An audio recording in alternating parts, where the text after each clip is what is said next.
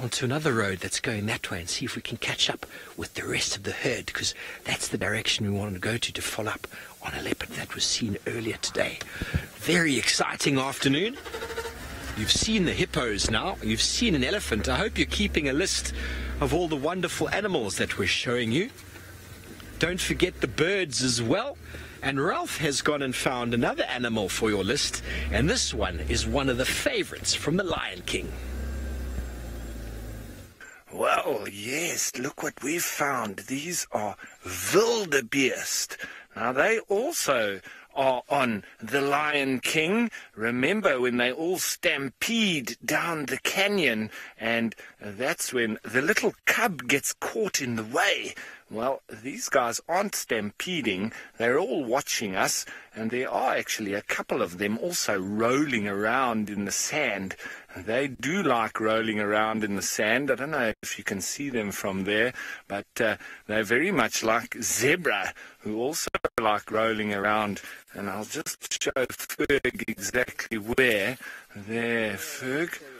There we go. But they are very strange-looking animals, aren't they? They've all got horns, and they use that to protect themselves against the lions, because that is the only way that they can look after themselves. And the lions have claws and big teeth, but what the wildebeest have is a pair of horns. So they use that to try and defend themselves.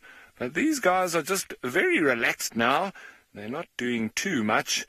Looks like they are quite enjoying themselves, eh?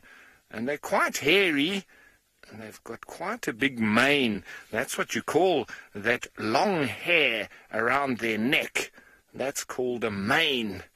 And that's like what a horse would have as well on the top of its head.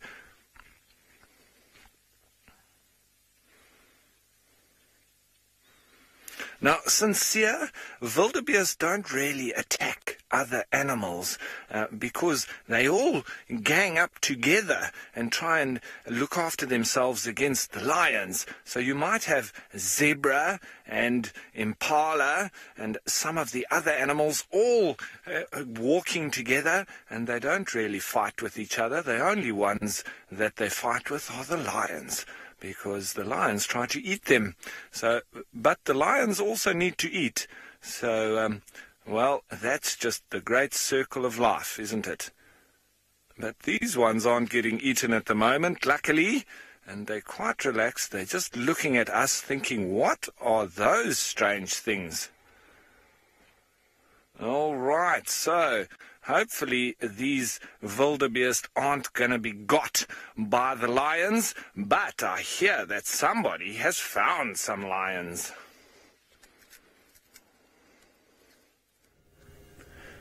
I have got quite a very beautiful sighting here of the Talamati Pride. It's one of the prides in the area. We are right on the western side of the Juma Game Reserve, and they are very much relaxed. There's quite a few of them here. You can see one of them trying to clean herself there. This is what they do, the lions, when they're dirty. So they use the tongue in order to clean themselves. You can see it's quite a few of them. I'm not too sure how many they are in this area, but I've seen, I think, 4 to 5.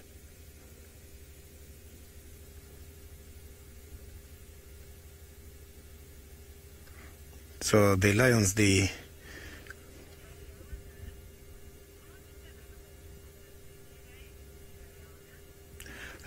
Diana, the animals don't get that very cold. If you can check, animals such as the herbivores, they spend their all day long feeding because they try to get energy.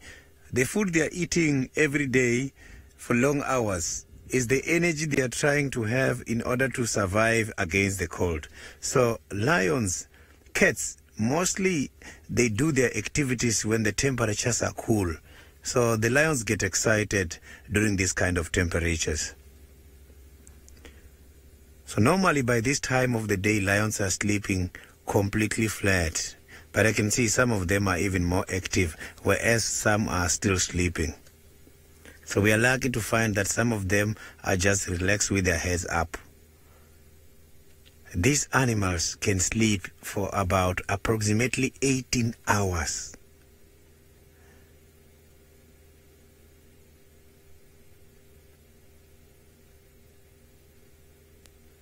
So they do most of their activities early in the mornings and late afternoons. So you can see the tip of the ears are black there. So those black tips, they help when they are walking around with their babies. That is when they use those ears, tip of the ears, as a follow me sign in order to show their little ones we are going to this direction. So they call their little ones, and little ones, they follow the tip of their ears.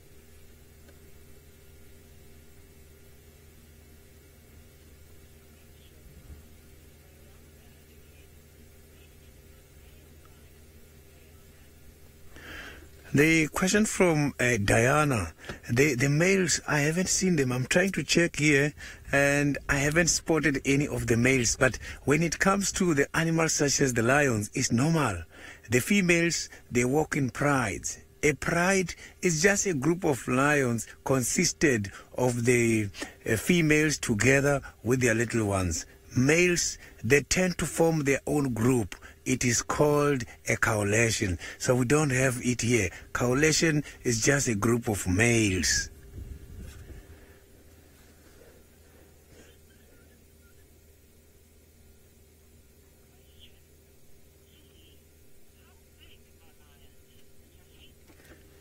Lily, the lions can grow very big, and they can weigh up to 170, 190 kilograms. That is quite a very big cat. You can see the size of the head. This animal is big. It's one of the biggest cats. The males, when they're standing, you will see they are very much big. So these females, they are the ones which are responsible to bring food. So they go out and look for some food, and then they supply to their little ones. Even the males depend on these females.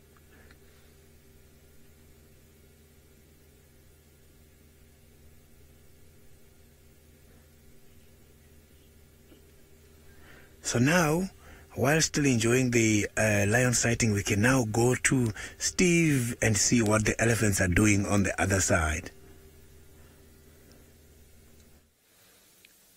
Yes, well done, Sydney. You've managed to find another of the big animals.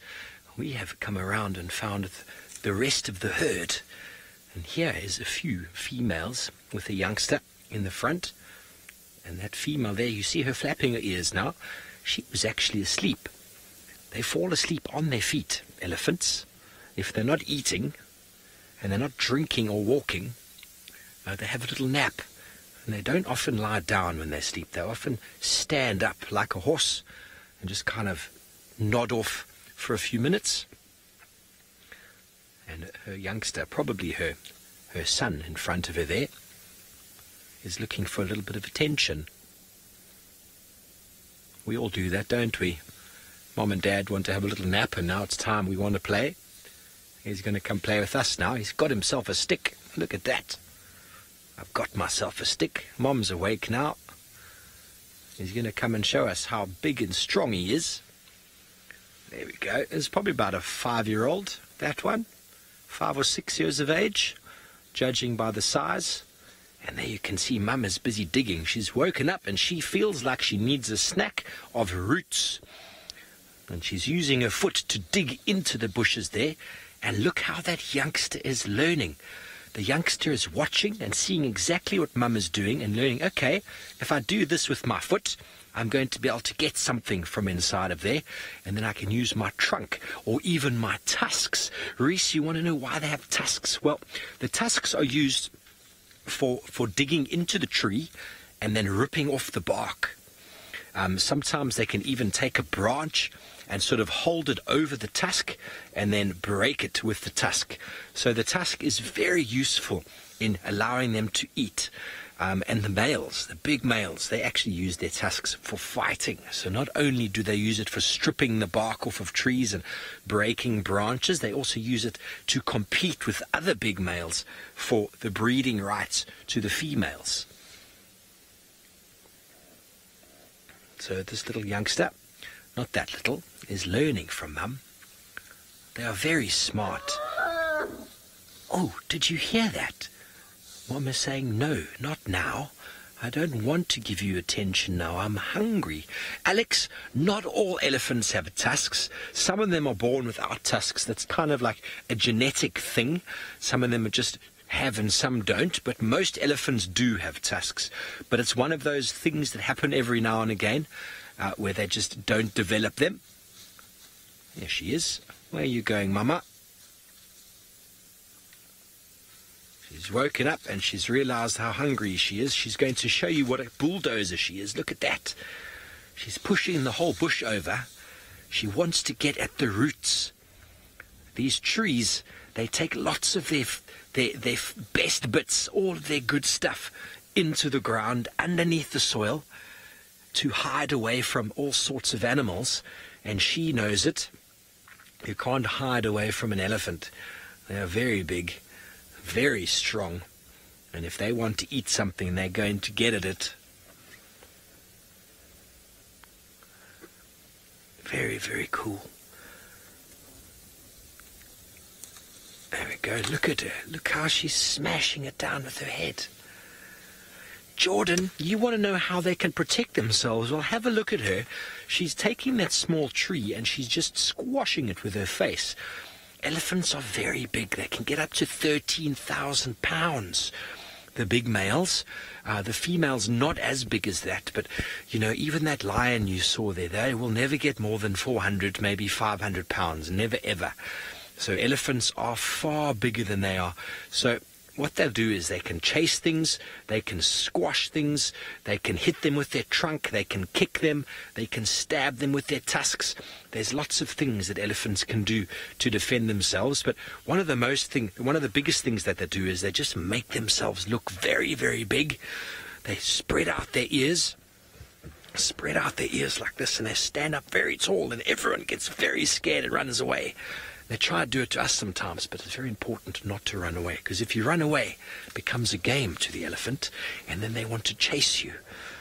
You don't want to be chased by an elephant, because they can run at about 23, 24 miles an hour, and they don't have to run around the bushes and the trees. They just run over them. But if you ever come out on safari, your safari guide will tell you exactly what to do and what not to do with elephants. They are the biggest of the animals, so it's very important that you understand how to behave around them. Like right now, we're giving them lots of space. We don't want to go in there and disturb their dinner or their breakfast. You did have a little nap, their afternoon tea. Let them have space. And if you don't sort of bother them and you don't chase their youngsters around, elephants can be very pleasant. They don't feed on meat, you see, so they're only feeding on leaves and branches. So essentially, if you leave them alone, they will leave you alone. Tommy, yes, they only eat vegetation, so seeds and fruits and branches and leaves and grass. So very vegetarian diet. Every now and again they might eat a little bit of soil just to get some nutrients in that they are missing.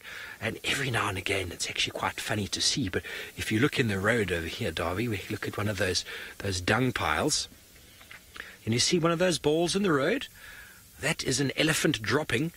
And every now and again the youngsters will eat that because it gives them all sorts of things inside their tummy, which helps them then to digest the food that they eat. So that is one of the things they eat, but that's still vegetation as well. But there's lots of little good things in there that help them with their feeding and their eating.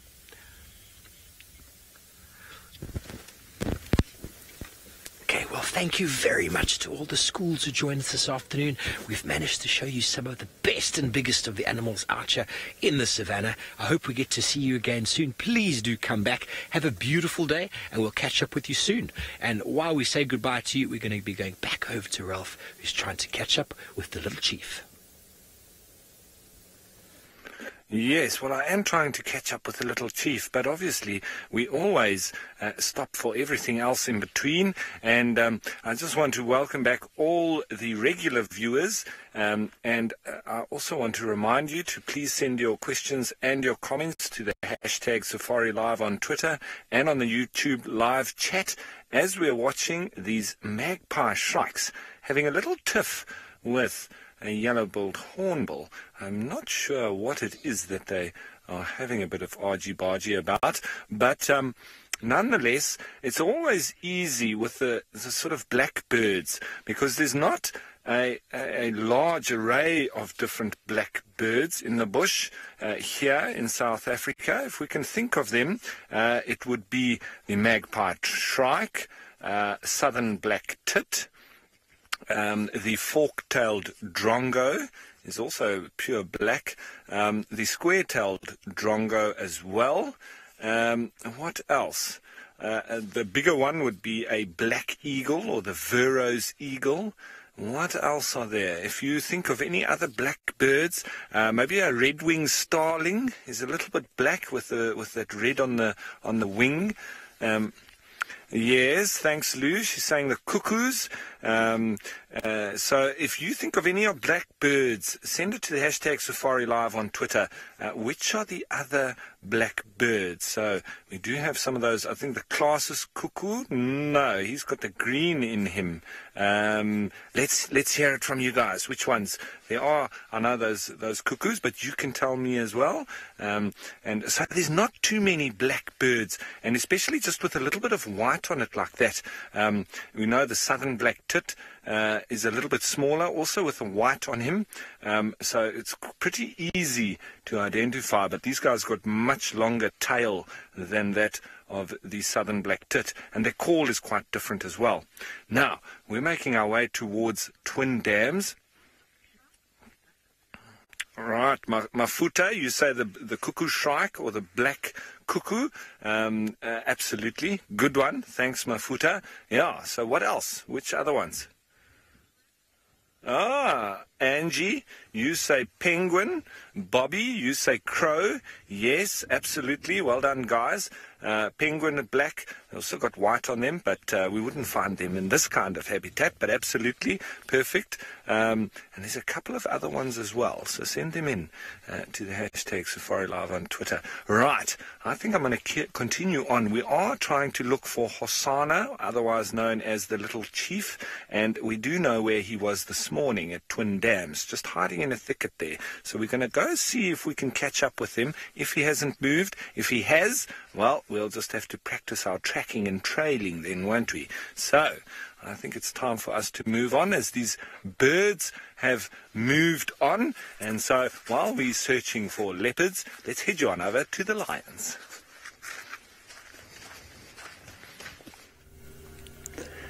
A very, very good afternoon. I am Sydney. I am traveling with Senzo this afternoon. We are going to be with you on this drive. And for the questions and comments, you can follow us on Twitter, hashtag Safari Live, and also on YouTube chat stream. My plan for this afternoon is to look for the cats, but I'm lucky already. I've got some lions here with me. They seem to be very, very, very much relaxed. So far, I have only noticed the females.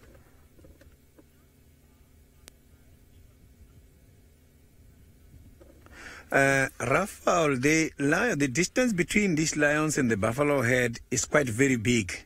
I can estimate about 2.5 kilometers. So it's quite a distance. But the possibilities of these lions to go to that direction are very, very high. I'm just waiting to see if maybe they're going to wake up now and show me what they're thinking. But at this stage, it's very, very much difficult to check their mood.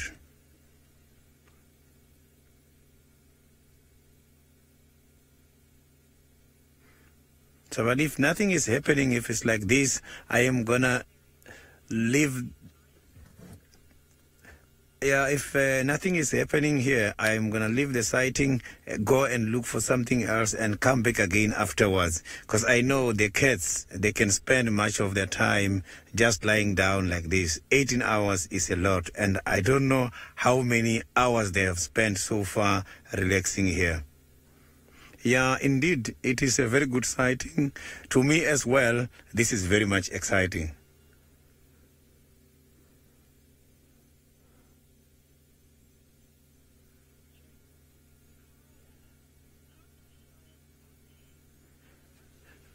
Carla, I was trying to read these lions here. It's quite very difficult to check the exact number because there's just, I'm seeing about 4 at this stage, but the other ones are not clearly visible. I'm just seeing some signs, some ears hidden by the grasses.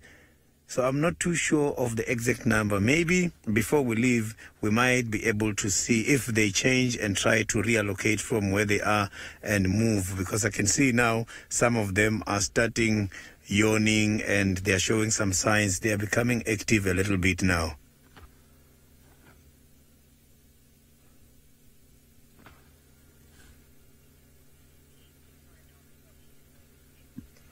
So now let's go to Steve and find out what Steve is going to do now.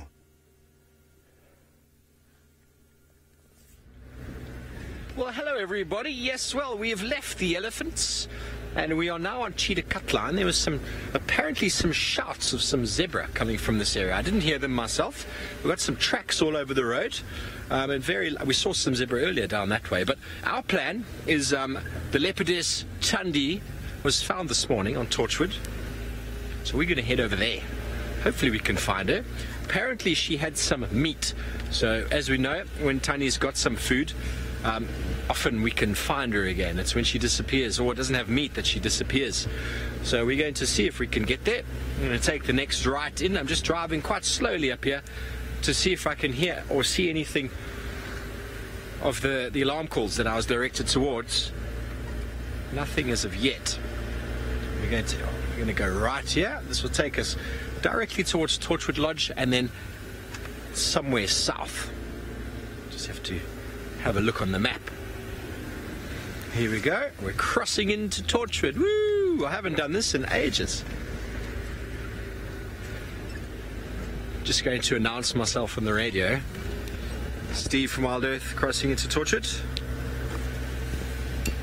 Just happened. That just happened. That's only the 3rd time I'm coming here.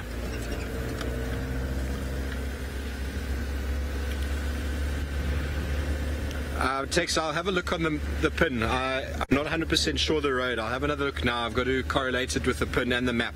But yeah, it's somewhere around Pump House Road. I'll have a look. So Texan is obviously keen from Voyatella Lodge. He's going to be on his way soon. And hopefully we don't have any gremlins this afternoon. So far, so good. I don't know what's going on with the weather. There's this huge cloud cover that's pulled in this afternoon. Huge cloud cover. Dave's going to show you. But the nice thing about it is it's keeping it nice and sort of relatively warm. As soon as that cloud cover dissipates, there's been almost no solar radiation today. So as soon as the cloud cover dissipates, it's going to be brrr with a capital B. But don't worry, as you know, I've got enough layers to last me. Well, I hope I do anyway. Beautiful afternoon out in the African wilderness. What a day it's been so far. Lovely elephants. Sydney with some buffalo and the Talamati pride. I've yet to see them. And hopefully Ralph manages to relocate on Osana. So let's go over to him and have a listen.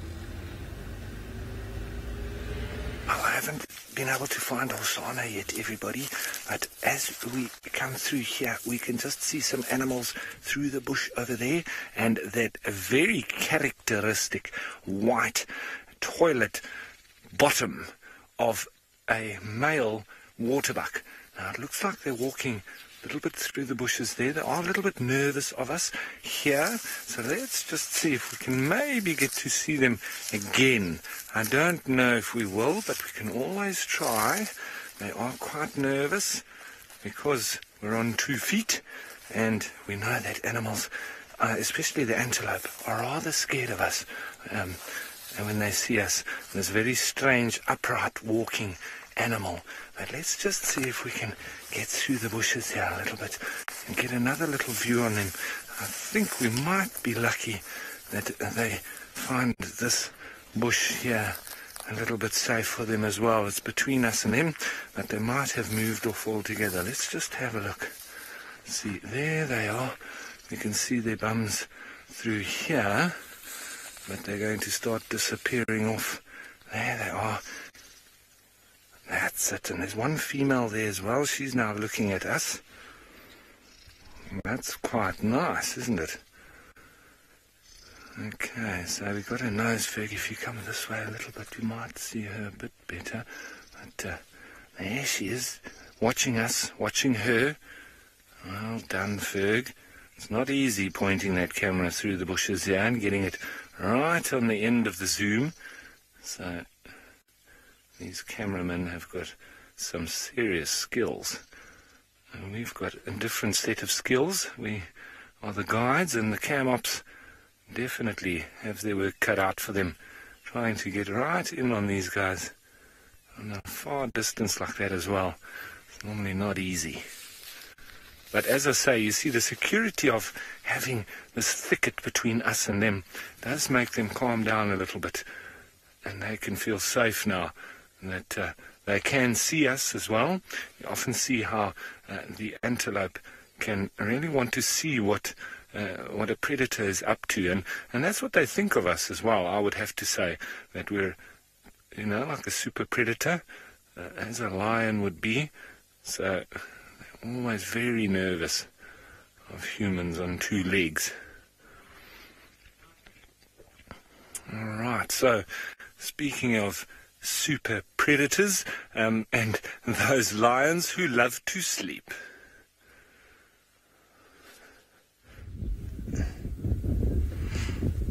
Yeah, now I can see they're now starting to yawn a bit. 3 of them I saw they're yawning. I don't know if that is a sign. You can see one is up now there. I don't know if this is a sign that they are going to move from here to somewhere else. One is already up now. I can see standing there. I'm not too sure what is attracting that lion. Oh, now there's a bit of movement.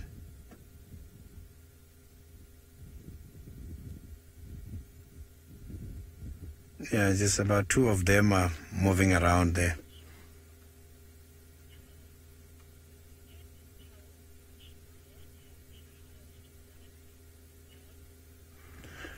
Yeah, at this stage it's very much difficult here to tell which one has got the highest rank here in this family. Yeah, but when going around with the same pride every time, it's easy to see which one has got much powers.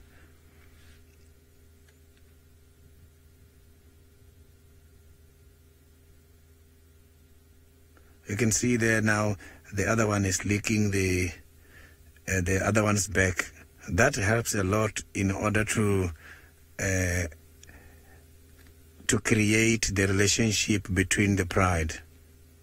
It helps to maintain the relationship. You can see another one is up now. Maybe they are seeing something that we don't see.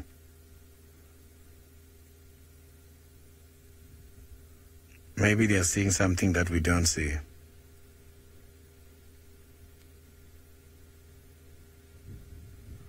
I'm just trying to check what is fascinating these lions here.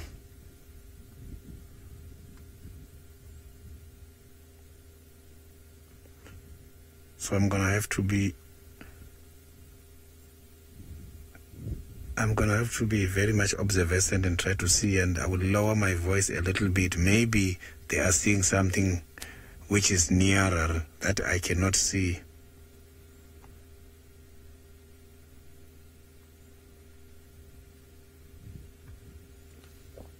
One of them is still lying down, not much interested on what is going on.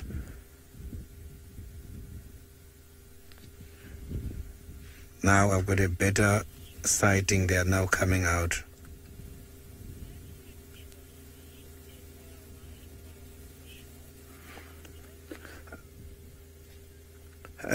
Rosenda, I have been interacting with lions for many years. I used to work for the Marakele National Park, which is in Limpopo, just not very far away from Johannesburg. And I was a lead guide there. I am the one who was walking in front holding a rifle with my backup at the back. So I have encountered lions on a number of occasions. Lions with babies. I've been charged. They charged me a lot before. So now I can see things are happening here. Actually, it's more than 5. I can see there is more from the bushes there also. Now I can see them raising their head. So we're going to have a good sighting here. I can see they're now all starting to come down towards the road. I'm not too sure if they're going to reach the road or decide not to come to the road, but activities has just started now. They are now very active and they are moving towards the eastern side of the reserve. I just want to see if they're going to come to our boundary. So there is the leading female there heading towards our boundary. Now the direction is they are all now entering the Juma Game Reserve. Here comes another one following. But there's no sign of any. Yeah, the one in front now is walking and stopping. Maybe there's something they're following. I am going to follow them and see what is it that they're trying to follow there.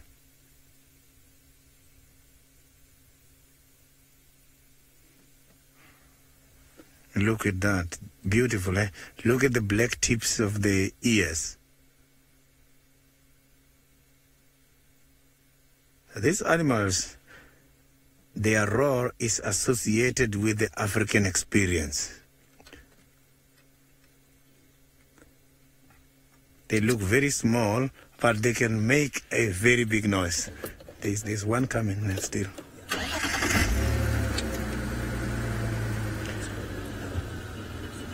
Yeah, the chances of hunting activities are very high, considering the weather. And when I'm looking at their bellies, I can see that they don't really have much in their bellies.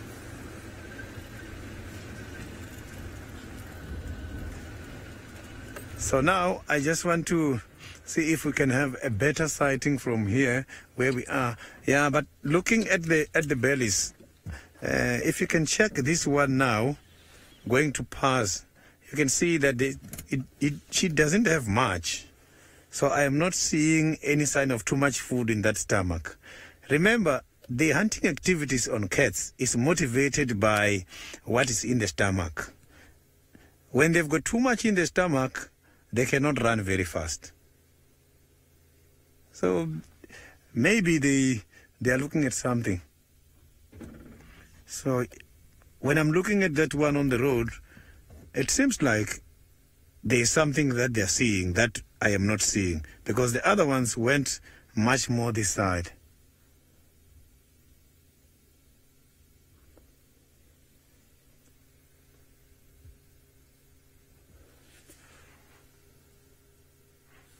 So it's quite a number of them here.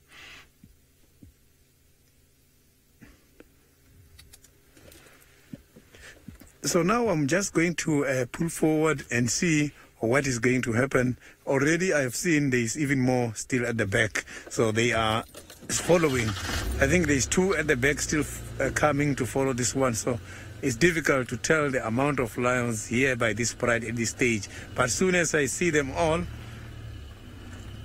Now we can go back to Steve and see if Thandi is found on the other side. Not yet, but you might have some luck, Sydney, with those lions. Wouldn't that be incredible to see the lions killing a buffalo? Well, they've been following them, so that's what they do. Lions in these areas seem to be quite specialized at buffalo, but no, we haven't quite found Thandi yet. I've followed the GPS point that brought us to the area. Okay, there's the tracks now. Did I turn around, Dave? I didn't, eh? Okay, here's some tracks right here, which might be the tracks that we are looking for.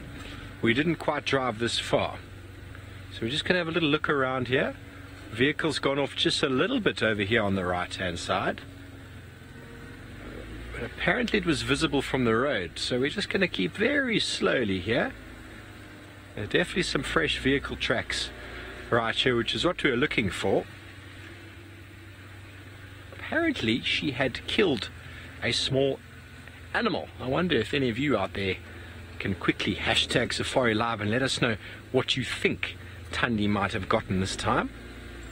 Sorry, Davy. There's a little branch.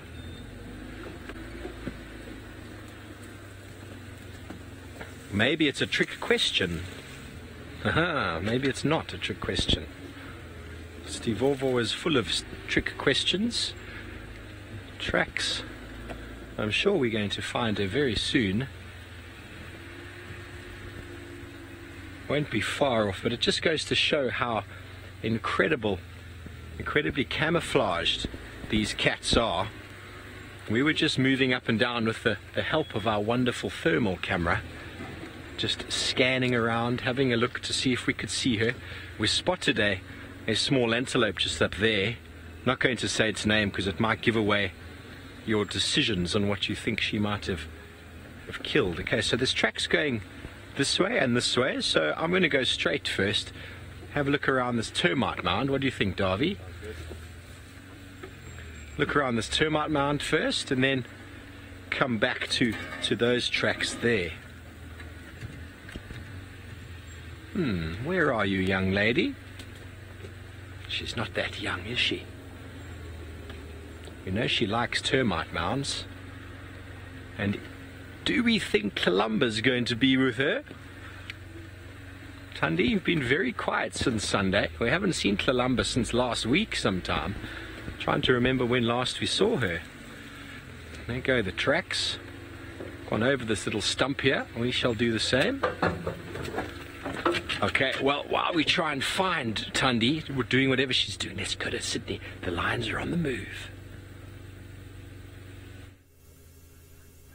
Welcome to the Unscheduled broadcast. I am Sydney, and now I am following some lions trying to...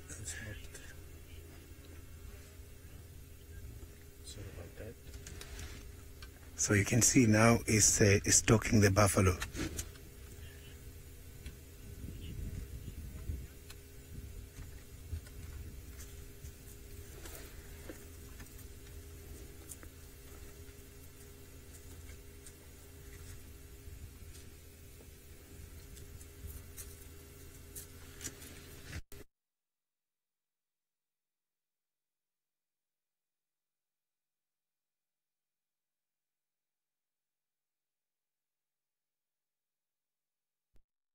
Okay, everyone, we're just coming down towards Twin Dams, and it sounds like Hosanna has crossed into Little Gowrie. So I think we might be a little bit unlucky, but I just spotted an animal up here. I always get a little bit nervous because I thought it was buffalo, but it's not buffalo, it's wildebeest. So we don't need to worry too much.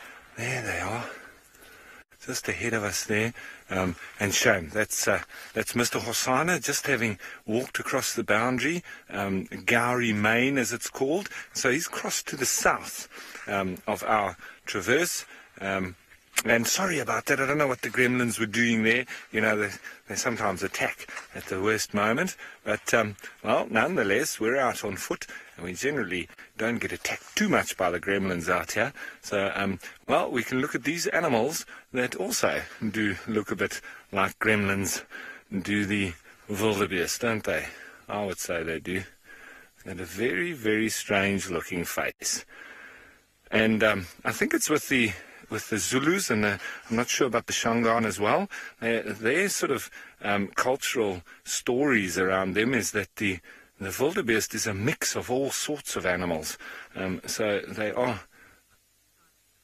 not the normal animals in the sort of local traditions. Now, I'm going to go down towards Twin Dams and just make sure that Hosanna maybe doesn't come back there. But while I'm doing that, of course, you'll have to go back to the lions.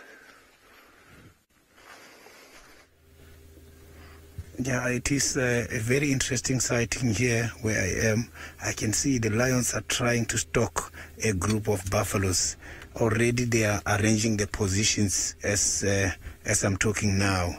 It's just that they are getting very much camouflaged with the grass. Something is happening here. We might be lucky with an interesting action. Buffaloes, they are not aware about the presence of the lions here. So I can see that they are slowly trying to approach the buffaloes.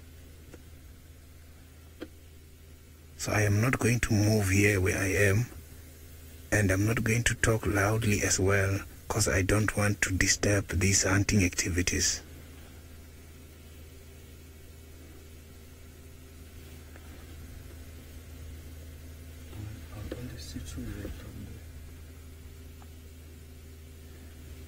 I can see the buffaloes are coming, and they're coming at a very high speed. So two are just waiting there. Yeah, I'm also very much excited here.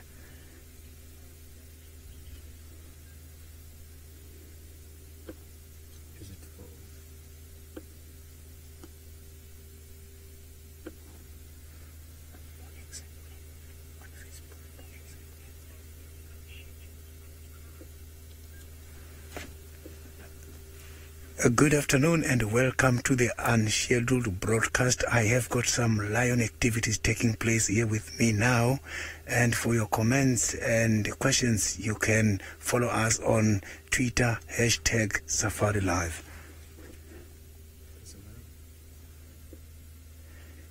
Something can happen at any time here as I'm talking. It's quite a number of buffalo versus a quite number of lions. The Talamati pride. You can see the distance between the lions and these buffaloes is approximately less than 150 to 200 meters.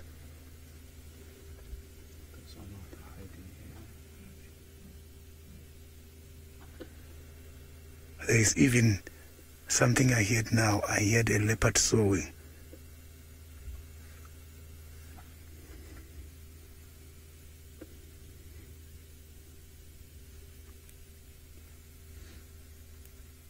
So the wind is right on the favor of the lions. These buffaloes are definitely coming closer and closer, but I can see that they have not yet discovered the presence of the king of the jungle.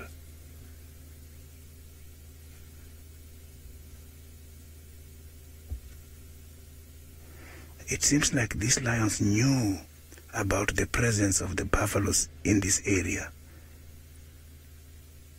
They might have been following these buffaloes since yesterday.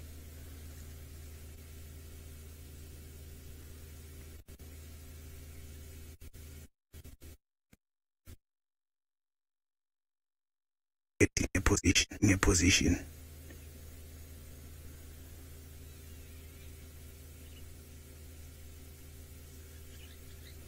Apparently, one buffalo is going to be enough for this pride.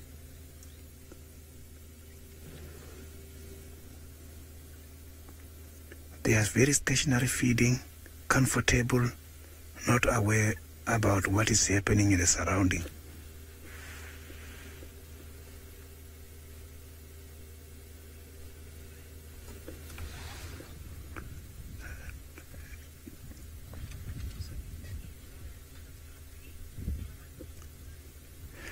Thomas, yes, the lions, they look hungry, but not very hungry.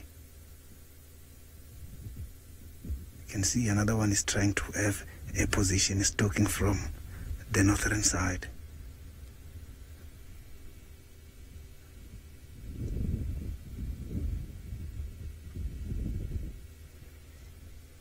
So these lions at this stage, they have closed all the corners.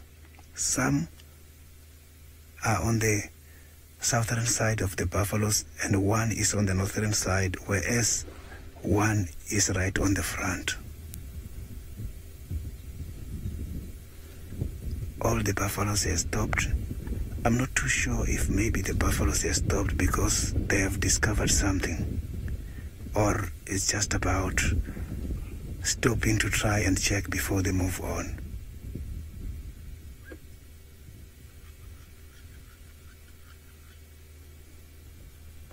The wind is blowing, and still the wind is blowing towards us, and where I am is where these lions are waiting. So at this stage the wind is still favoring the lions.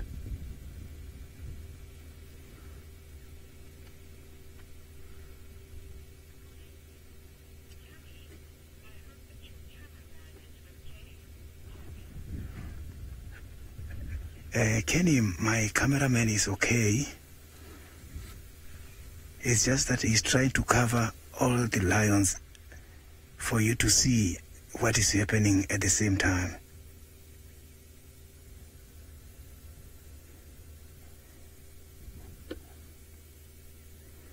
The distance now between the lion that we are seeing together with the animal is now, I can say, is about 100 meters.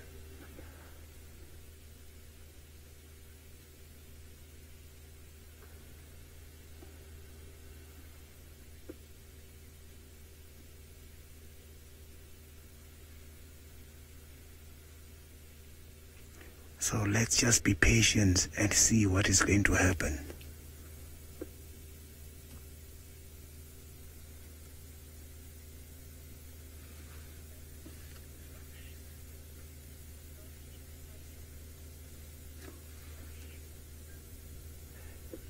You can see, Roche, thank you. It is the most exciting part of hunting activities when it comes to these cats.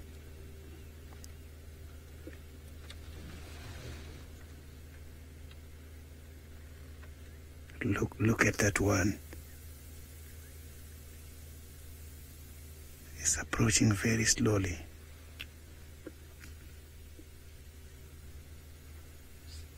Look at that.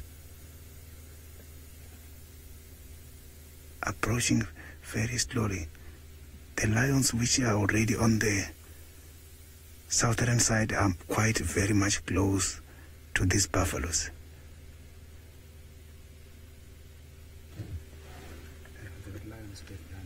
So that buffalo is very close to the lions. Maybe it's even less than 70 meters. The one that is walking in front, and there is quite a few of lions right there.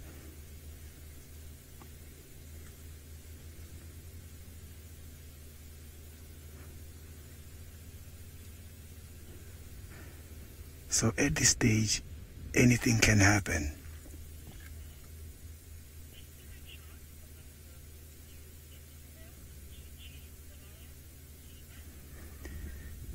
The buffaloes, yes, they can use this chance to chase these lions if they discover, but at this stage, the buffaloes are not aware about what is happening now.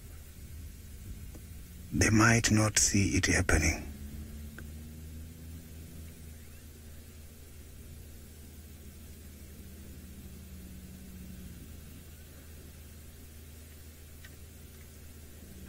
anything can just happen. This is too close now.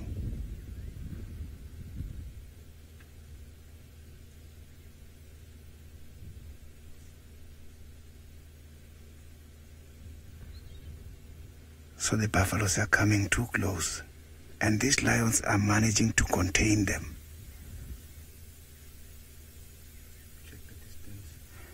The distance now is very close. You can even see now. We can go to James, who is also seeing the lions.